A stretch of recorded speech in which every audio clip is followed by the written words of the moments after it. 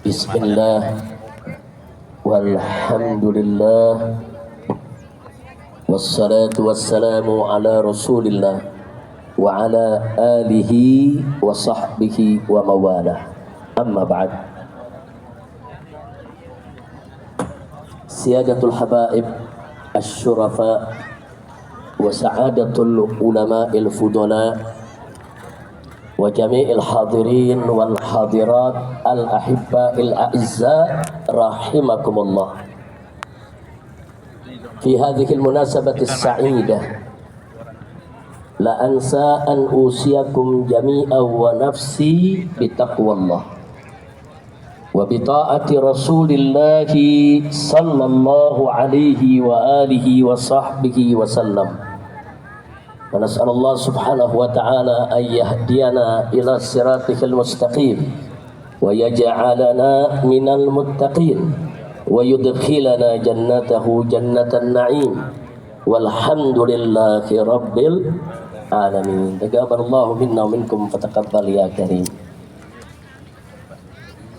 Setelah puja dan puji kita panjatkan bagi Allah Jalla Jalaluh, setelah salawat dan salam kita sampaikan untuk Nabi kita tercinta Sayyiduna Muhammad beserta para keluarga dan para sahabatnya, maka dalam kesempatan ini saya ingin menyampaikan apresiasi dan penghargaan yang tinggi khususnya kepada segenap panitia penyelenggara yang telah bekerja keras mengorbankan waktu, tenaga, pikiran, harta benda untuk mensukseskan acara ini, termasuk semua pihak yang membantu kelancarannya, baik dari kalangan ulama yang telah mengerahkan jamaah dan para santrinya, majelisnya dari mana-mana, begitu juga dari kalangan umara yang telah menggerakkan daripada aparatur negaranya untuk bisa mempermudah daripada berjalannya acara ini, termasuk para dermawan yang ikut membantu daripada terselenggaranya acara ini. Mudah-mudahan mereka semua diberikan oleh Allah ganjaran yang berlipat ganda, diberikan oleh Allah subhanahu wa ta'ala segala kemudahan dari dunia hingga akhirat. Amin ya rabbal alamin.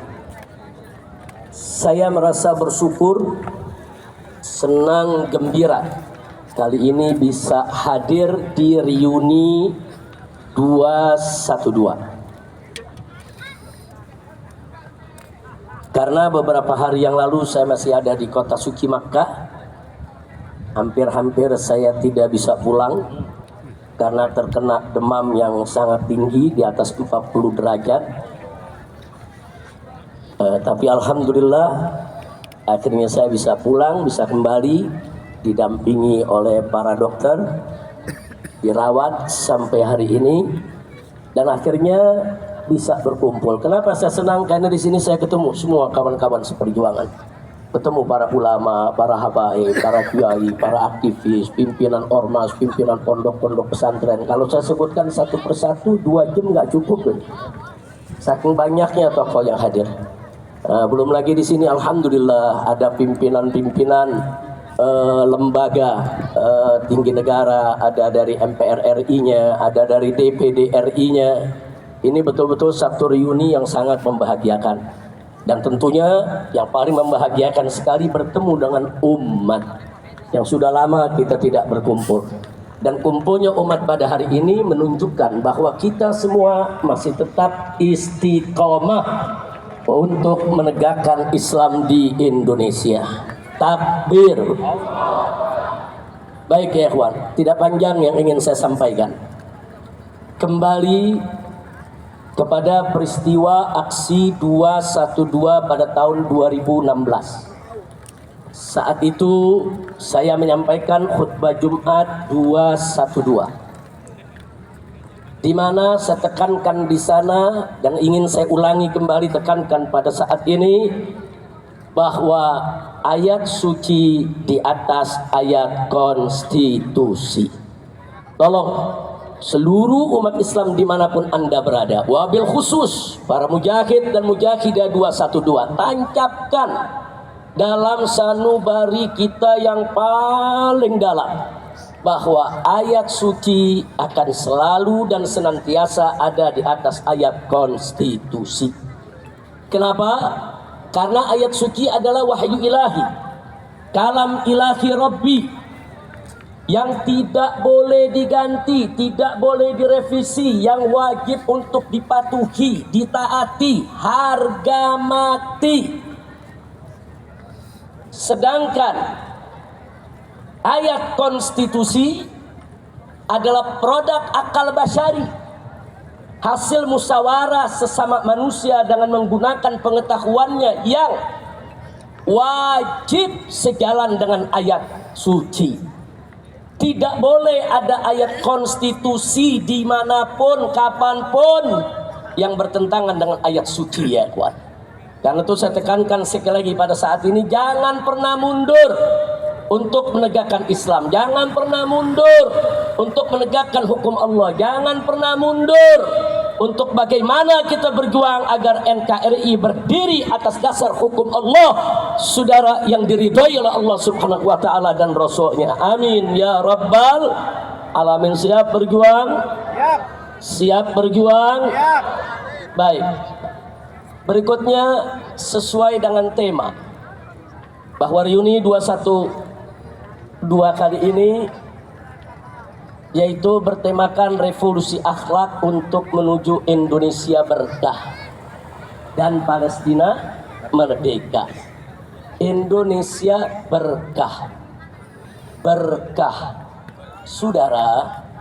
Kunci keberkahan itu Allah sudah nyatakan dalam Al-Quranul Karim. Faqala ta'ala, walau anna ahlal qura amanu wattaqau lafatahna alaihim barakatin minas sama'i wal ardh.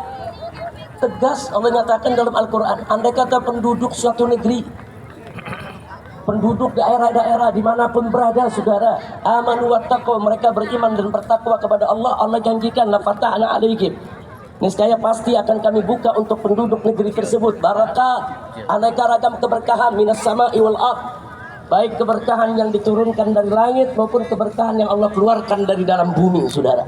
Ini janji Allah. Jadi kalau kita mau Indonesia berkah, ya beriman dan bertakwa. Nah, beriman bertakwa itulah maksudnya kita tunduk kepada hukum Allah. Baik hukum yang berkenaan dengan pribadi perorangan, hukum yang berkaitan dengan rumah tangga, hukum yang berkaitan dengan sosial kemasyarakatan, sampai kepada hukum yang berkaitan dengan tata negara, ibadah Allah. Tunduk kepada hukum Allah. Kalau kita tunduk kepada hukum Allah, beriman, bertakwa, Allah kasih berkah. Jadi jangan mimpi Indonesia berkah kalau hukum Allah dilecehkan. Jangan mimpi Indonesia berkah kalau hukum Allah ditinggalkan. Jangan mimpi Indonesia berkah kalau Al-Quran dibelakangkan. Nabi tegas mengatakan dalam satu hadisnya, ibarat kama qala Nabi sallallahu alaihi wasallam, man ja'ala al-Qur'ana amamah wadahu ila jannah wa man ja'alahu wara'a dhahrihi saqahu ila an-nar.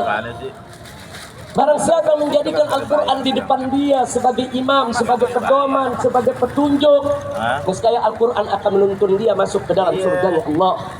Sebaliknya, barang siapa menjadikan Al-Quran di belakang tulang punggungnya, dia nggak peduli dengan hukum Al-Quran, dia lecehkan Al-Quran, dia nggak mau pakai Al-Quran, saudara, hati-hati.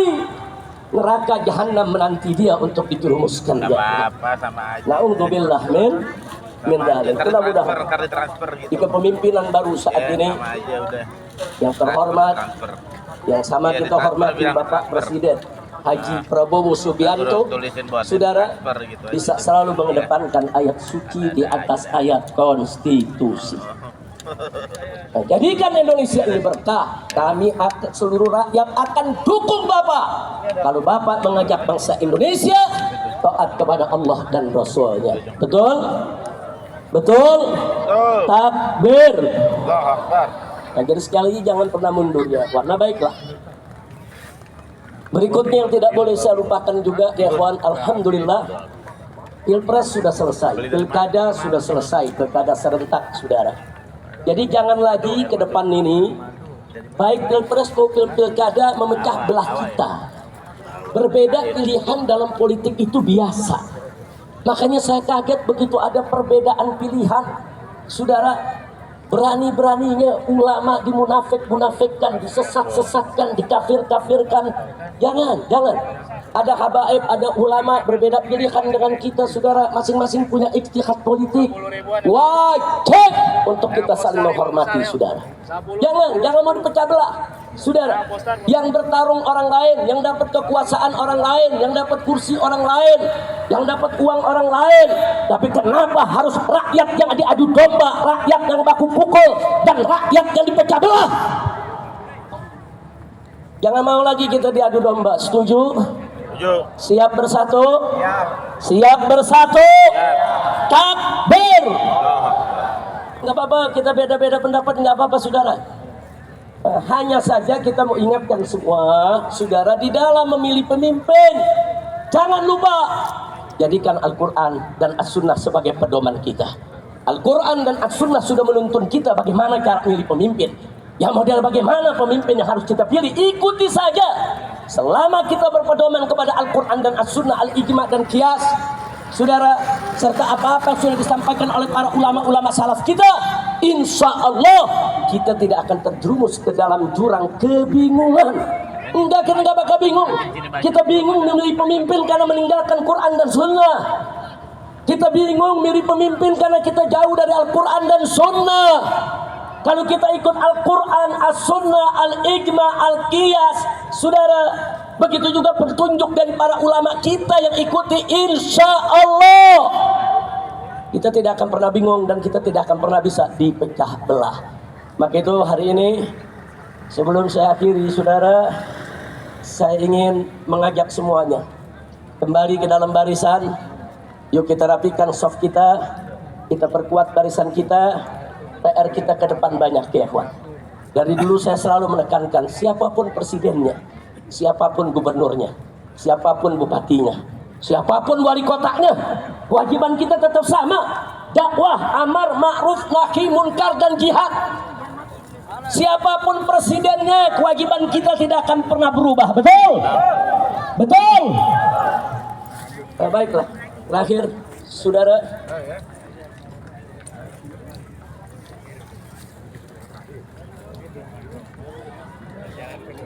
saudara, yang ingin saya ingatkan di sini, bahwa penegakan hukum di Indonesia yang carut marut selama ini, saudara, khususnya dalam satu dekade 10 tahun terakhir, saudara, demokrasi dirusak, hukum ditabrak, korupsi merajalela, judi di mana-mana, hancur-hancuran ini negeri, saudara. Maka itu saya berharap mereka-mereka yang telah merusak negeri ini selama 10 tahun jangan dibiarkan. Tapi mereka harus dituntut pertanggungjawabannya. Setuju? Maka itu saya minta dengan tulus, dengan sangat hormat kepada yang kami hormati Bapak Presiden Haji Prabowo Subianto. Tolong Pak, bersihkan pemerintahan Bapak dari orang-orang yang bermasalah.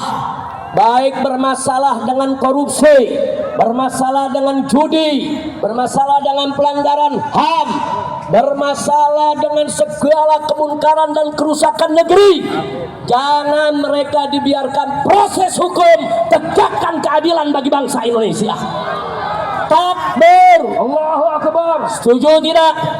Setuju tidak?